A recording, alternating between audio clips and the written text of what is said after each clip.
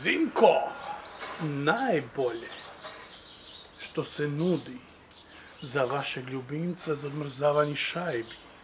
Zimko, sprej za odmrzavanje stakala.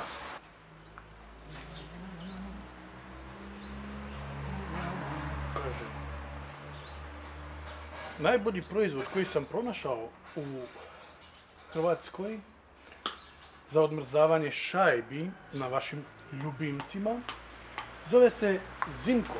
Najbolji proizvod koji sam do sad našao, ljudi. Najbolji. Gledajte, sad ću vam pokazati.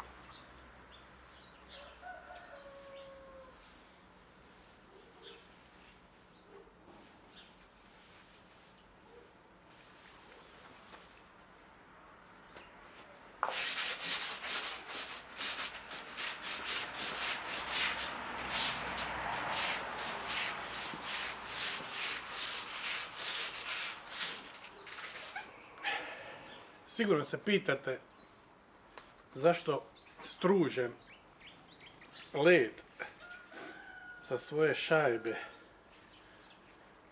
sa čepom od spreja za odmrzavanje šajbi. Pa eto, sad ću vam objasniti. Ovo je najbolji proizvod koji smo do sad pronašli u Hrvatskoj, košta 14,99.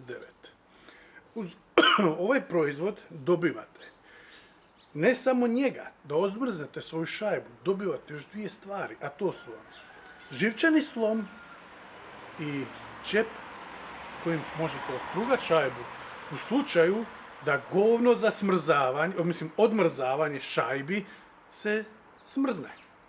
Znači, smrzo, vidi. Smrzo. Sprej, Zimko, daj.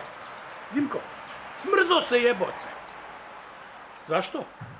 Zato što je vani minus 4, 5 i što je ovaj sprej za odmrzavanje vaših šajbi punjen sa CO2 koji se inače na hladnoći smrzava. Stoga, GG.